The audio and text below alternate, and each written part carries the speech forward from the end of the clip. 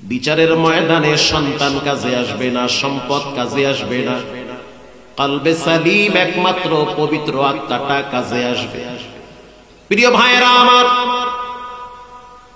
ওই মা বাবার কপাল কত খারাপ, যেই মা বাবা সকালবেলা ছেলে মেয়েদেরকে কোচিং এর জন্য ধমক দেয়, অথচ নামাজের জন্য ধমক দেয় না। প্রাইভেটে না গেলে মা বাবার মেজাজ গরম হয়, কোচিং এ না গেলে বাবায় রাগান্বিত হয়। মেয়েটা যদি প্রাইভেটে না যায় মায়ের মেজাজ গরম হয়, কোচিং এ না গেলে মা বাবা দুইজনই রাগ করে। কারে আমি খাওয়াই, টাকা যায় কোথায়, এত কষ্ট করি কাদের জন্য। সকালবেলা মা তার মেয়েকে নিয়ে প্রাইভেটে যায়, কোচিং এ যায়, স্কুলে পাঠায়। বাপ তার সন্তানকে নিয়ে কোচিং এ যায়, প্রাইভেটে যায়, অথচ ছেলে মেয়ে উপযুক্ত হয়েছে, প্রাপ্ত বয়স্ক হয়েছে, বয়স 12 ক্রস করেছে, নামাজ ফরজ, আমল নামা জারি হয়ে গেছে। মা বাবা প্রাইভেট আর কোচিং এর জন্য যেই পরিমাণ ধমক দেয়, শাসন করে, এর অর্ধেক নামাজের জন্য শাসন করে না। এই ছেলে মেয়ে যদি শেষ বয়সে আপনারে কষ্ট দেয়, এটা আপনার হাতের কামাই। জি, শেষকালে আইয়া কয় হুজুর একটা তাবিজ দেন, পোলামাইয়া কথা হলো। আমি বলি তাবিজের 100 নষ্ট হয়ে গেছে, ফু দেন, ফুর 100 নাই, একবারই খাই, কোন বাড়ি কি খাওয়ায় আল্লাহই জানে। আগের মতো ফুই 100। কি করা যায়? একটা ইট নিয়ে আহেন, ইট পইরা দি গলায় ঝুলাই রাখি। কে হুজুর এটা কইলে দিতে? আমি তো শুরুতেই ভুল করছিলাম। রাগ করতেছে, কষ্ট হয়। হযরত ওমর রাদিয়াল্লাহু তাআলা আনহুর দরবারে এক বাবায় গেছে মামলা নিয়ে। আমিরুল মুমিনিন, আমার সন্তান কথা শুনে না, খাওন পরন দেয় না, কথা শুনে না, খাওন পরন দেয় না। ওয়ুনুল হিকায়াতে আসছে, হযরত ওমর ওই বাপরে ডাক দিছে, এদিকে আসো। ছেলেকে ডাক দিছে, বাপ আর ছেলে দুইজনকে পাশাপাশি দাঁড় করাইছে। এবার হযরত ওমর বলতেছে, এই যুবক, এই মুরব্বি কি হয়? বলে আমার আব্বা হয়। খাওন পরন দাও না? কয় না দেই না। করি আল্লাহ, কত বড় সাহস, ডাইরেক্ট কয় না দেই না। কেন দেও না? আমার মনে অনেক কষ্ট আছে। আচ্ছা, কষ্টের কথা পরে, তোমার তো এখন বিচার হয়। বাবারে খাওন পরন দাও না, বাবারে দেখতে চাও না। এবার যুবক বলে, আমিরুল মুমিনিন, যদি মনে কিছু না নেন, কষ্ট না নেন, তাহলে আমি 2-4টা প্রশ্ন করতে চাই, বিচার করবেন, ঠিক আছে? বাদী বিবাদী দুইজনের বক্তব্য শুনে আপনাকে বিচার করতে হবে। 1 নম্বরে আপনি বলেন, দুনিয়াতে বাপ আগে আসছে না ছেলে আগে আসছে? আপনারা কি মনে করেন, কে আগে আসছে? ও, এটাও দেখি বুঝেন। মাশাআল্লাহ, দুনিয়াতে বাপ আগে আসছে। প্রথম বাবার নাম কি? আদম আলাইহিস সালাম। এবার হযরত ওমর রাদিয়াল্লাহু তাআলা আনহু বলেন, দুনিয়াতে বাপ আগে আসছে, তো জানতে চাই দায়িত্ব বাবার আগে না ছেলের আগে? বাবার আগে। আমিরুল মুমিনিন, বাবার কি কি দায়িত্ব জানায় দেন, আমিও জানি, আমার আব্বাও জানুক। হযরত ওমর রাদিয়াল্লাহু তাআলা আনহু বলেন, বাবার 3টা দায়িত্ব। বলেন কয়টা? 1 নম্বরে বাবার দায়িত্ব সন্তানের জন্য ভালো একটা মা নির্ধারণ করা। কারণ বাচ্চাটা যেই মহিলাটার পেটে থাকবে, পেটটা যেন ভালো হয়। এমন একটা যুগে বসবাস করি, যেই যুগে মা বোন না, সবাইরই কম বেশি অনেকে আছে যাদের লজ্জা শরম নষ্ট হয়ে গেছে। আগে দেখছি মা খালাদের পেটে বাচ্চা আসলে, পেট বড় হইলে ঘরে আড়াল হইতো, আর এখন দেখি পেট আর শরীর সহ রাস্তায় নামে। পেট সহ ফেসবুকে আলহামদুলিল্লাহ ছাড়িয়ে দেয় যে আইতে আছে। অথচ বদ নজরওয়ালাদের চোখ পড়লে পেটের বাচ্চা উল্টা পাল্টা হবে, এটাও বোঝে না। বাচ্চা দুনিয়াতে আসার পরে নিয়ে গেছে হুজুরের দ্বারে তাহানিক করাইতে। হাদিসের ভাষায় তাহানিক করাও, ফু দিয়ে আনো।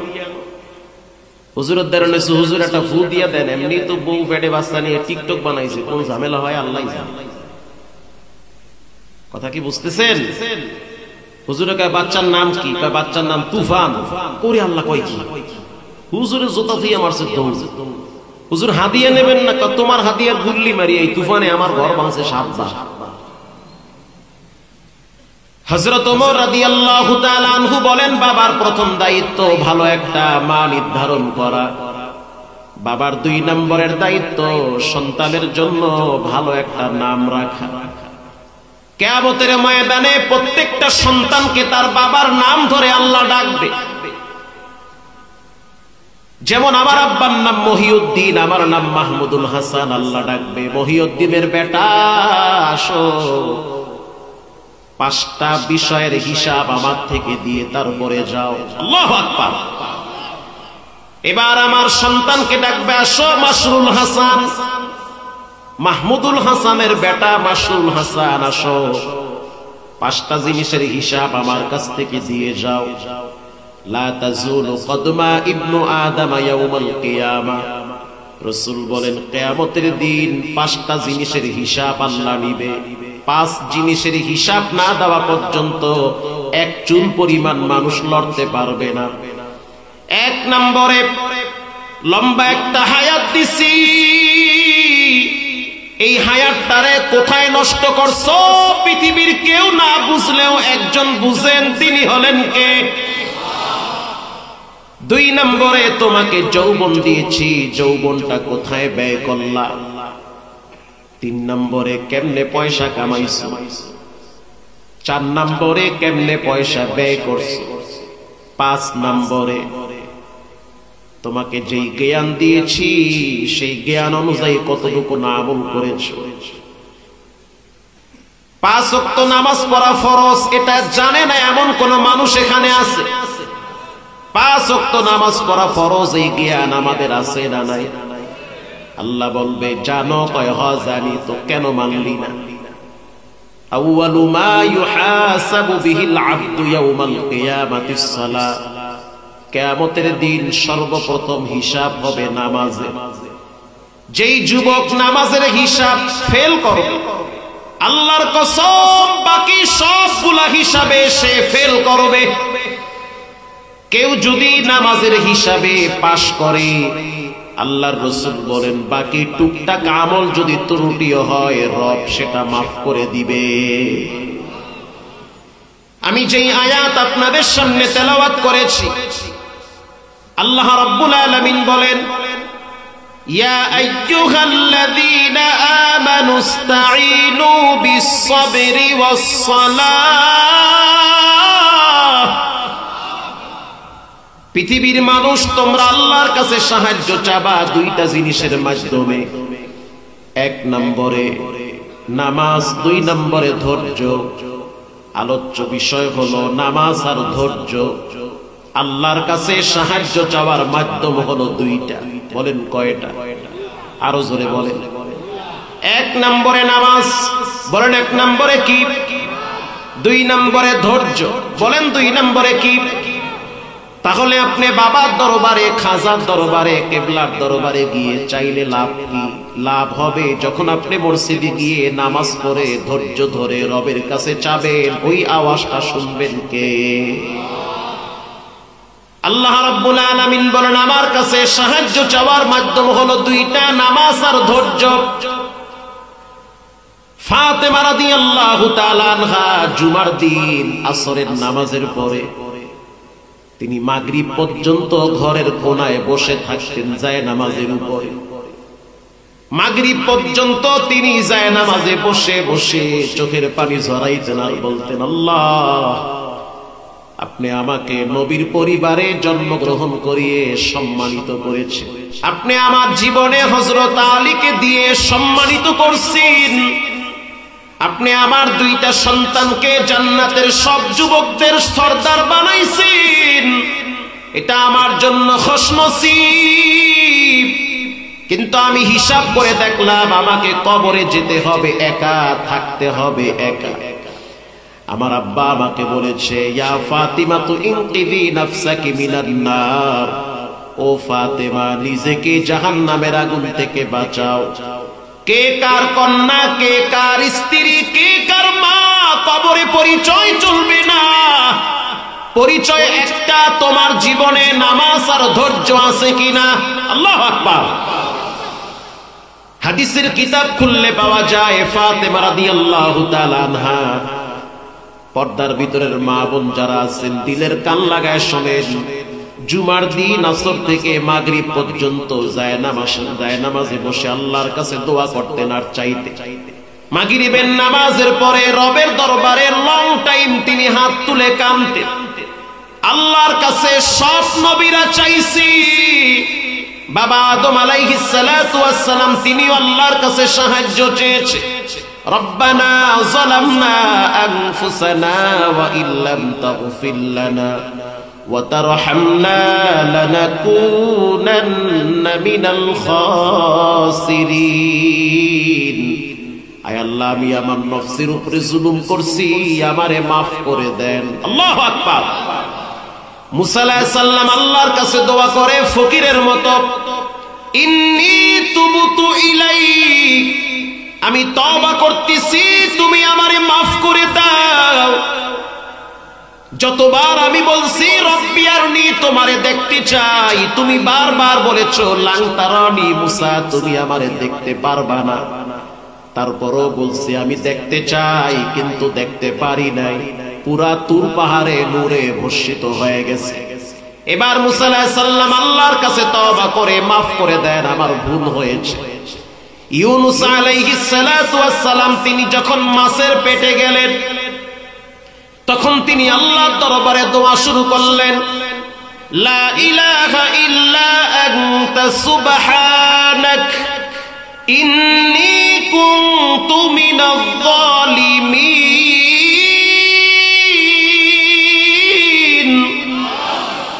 আয় আল্লাহ, আমি তওবা করতেছি, আমি আমার নফসের উপরে জুলুম করেছি, আমাকে মাফ করে দেন।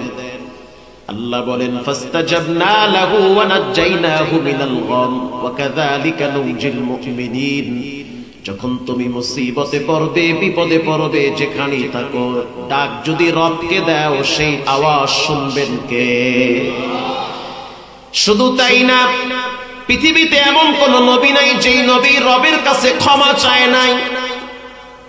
শুধু তাই না, ইব্রাহিম আলাইহিস সালাতু ওয়াস সালাম যখন তিনি তার বাবাকে তাওহীদের দাওয়াত দিতেছে, ইয়া আবাতি, ও আমার বাপ, লিমা তা'বুদু মা লা ইয়াসমা, যেই মূর্তির সামনে দাঁড়াইয়া মাথা নত করছেন, সেই মূর্তি কানেও শুনে না, চোখেও দেখে না, কেন আপনি নিজের হাতে মূর্তি বানাইয়া আবার তার সামনে মাথা নত করেন?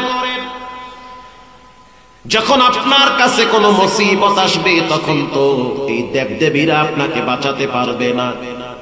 কিন্তু ইব্রাহিম আলাইহিস সালাতু ওয়াস সালামের বাপ নমরুদের চামচামি করতে গিয়া তার ছেলের উপরে ক্ষিপ্ত হয়েছে। এটার দ্বারা প্রমাণিত হয় হেদায়েতের মালিক নবীদের হাতে না, হেদায়েতের মালিক কে? এমনও হতে পারে আপনার ঘরের পুরো পরিবারটাই আল্লাহর দুশমন হতে পারে, আপনাকে একাই লড়তে হবে আল্লাহর পক্ষে। যেই শিক্ষা অতীতের সব নবীর থেকে আল্লাহ দিয়েছে। আল্লাহর রাসূল তার চাচাকে কোলে শোয়ায়া কানের কাছে মুখ নিয়ে বলে যে আপনি একটাবার বলেন যে আমি আল্লাহর রাসূল, আব্দুহু ওয়া রাসূল, এইটুক বলেন, কিয়ামতের ময়দানে আমি আপনার গলায় গামছা লাগাইয়া টানতে টানতে জান্নাতে নিয়ে যাব। কেউ শুনবে না। বলেন সেই চাচা কালেমা পড়েছে? পড়ে না। নূহ আলাইহিস সালাম তার সন্তানকে দাওয়াত দেয়, ও সন্তান, আল্লাহর আযাব বড় শক্ত, যেইভাবে তুফান আসতেছে তুমি কিন্তু ধ্বংস হয়ে যাবে। নৌকা বানাইছি, নৌকার উপরে উঠো, তোমাকে আল্লাহ গজব থেকে বাঁচায় দিবে। নূহ আলাইহিস সালামের নিজের ঔরসজাত সন্তান বলে আমি তুফানের সাথে মোকাবেলা করব। আউযুবিল্লাহ না নাউযুবিল্লাহ? তুফানের সাথে মোকাবেলা করব। নূহ আলাইহিস সালাম আবার বলে বাবা, আমি যা দেখি তুমি কিন্তু তা দেখো না, পাগলামির জায়গা না, আল্লাহর আযাব থেকে বাঁচতে পারবা না, ওঠো নৌকায়। তিনবার যখন সন্তানকে বয়ান করল, আল্লাহ বলেন লাইসা মিন আহালি, খবরদার এরপরে আর সন্তানকে ডাকা যাবে না, দেখবো কিভাবে তুফানের সাথে লড়ে। পাহাড়ের কিনারায় দাঁড়াইয়া হাত বড় করে দাঁড়িয়ে আছে। প্রথম তুফান যখন ধাক্কা মারছে পাহাড়ের সাথে, নূহ সন্তান কেনানকে আল্লাহ চ্যাপ্টা লাগায় ফেলাইছে। লূত আলাইহিস সালাতু ওয়াস সালামের স্ত্রীকে বারবার দাওয়াত দেয়, আমি লূত, তুমি আমার বিবি, খবরদার আল্লাহর সাথে দুশমনী করিও না। কিন্তু লূত নবীর স্ত্রী জাহান্নামে যাবে রবের সাথে নাফরমানি করে। ইব্রাহিম নবীর বাপ, সে আল্লাহর সাথে বিদ্রোহ ঘোষণা করেছে। ইব্রাহিম নবী বারবার তার হাতেও ধরে, পায়ে ধরে, আল্লাহকে চিনেন, রাসূলকে চিনেন, আল্লাহর বাণী গ্রহণ করে নেন।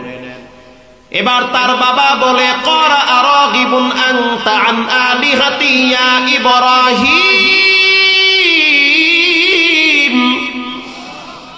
ইব্রাহিম তুমি কি আমার দেবদেবীর সাথে নাফরমানি করতেছো? আমার দেবদেবীর বিরুদ্ধে তুমি আওয়াজ তুলেছো? তাহলে শুনে নাও, ওয়াহজুরুনি মালিয়া, আমি তোমাকে পাথর মেরে হত্যা করব অথবা তোমাকে দেশ ছাড়া করব।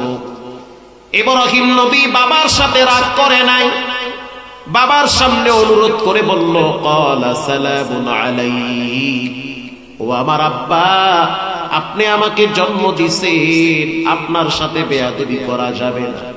বাপ যদি কাফেরও হয় তারপরও সে তোমার বাবা, মা যদি পতিতালয়ের বেশ্যাও হয় তারপরও সে তোমার মা, তার সাথে বেয়াদবি করা যাবে না। বাপ যদি সমাজের নিকৃষ্ট ব্যক্তিও হয় তারপরও সে তোমার বাবা, তার সাথে বেয়াদবি না করার ঘোষণা দিয়েছেন কে? বাপ যতই খারাপ হোক, মা যতই খারাপ হোক, তারপরও সে তোমার মা, সে তোমার বাবা।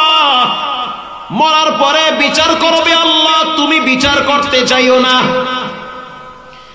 এবার ইব্রাহিম নবী তার বাবারে নসিহত করেন, ক্বালা সালামুন আলাইক, আব্বা আমি আপনার সাথে ঝগড়া করব না।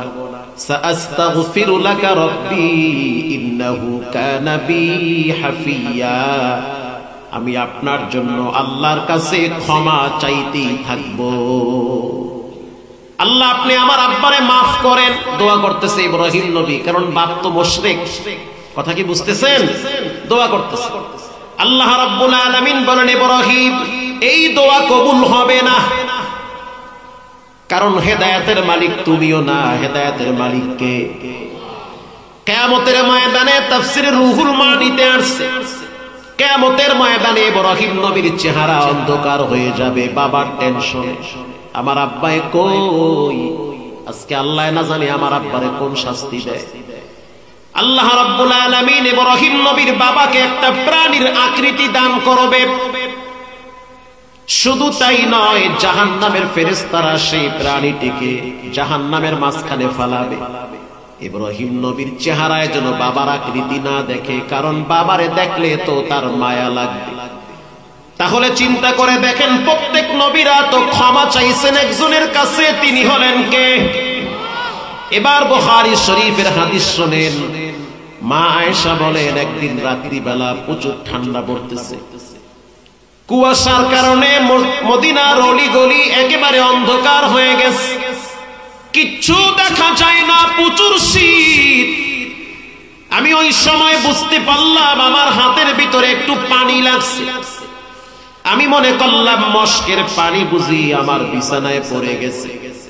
আমি আর রাসূল একই বিছানায় শুয়েছি, কিন্তু আমার হাতে পানি লাগলো, পানি কোথা থেকে আসলো? আমি ডাইনে তাকায় দেখতেছি মশকের ভিতরে পানি জমা আছে, কিন্তু এই পানি কোথা থেকে আসলো? আমি আস্তে করে নজর করে দেখলাম রাসূলুল্লাহ সিজদায় পড়ে কাঁদতেছেন, আর তার চোখের পানি বায়া বায়া পড়তেছে। আমি আয়েশা উযু বানাইয়া, এরপরে আমি মনে করলাম রাসূলুল্লাহ বুঝি সিজদার ভিতরে মারা গেছে। জানান্তু হাত্তা কাবদাতার রূহু, আমি মনে করলাম রাসূল বুঝি সিজদার ভিতরে মারা গেছে। আমি পায়ের ভিতরে হাত দিয়ে একটু ডলা মারছি, আল্লাহর নবীর পাও নড়ে না, বডিও নড়ে না, পুরো শরীর মনে হয় মৌমাছির চাকের মতো জমে আছে। আল্লাহু আকবার। কি নামাজ, কি রবের দরবারে সাহায্য। আমি আয়েশা লম্বা টাইম নবীজির পিছনে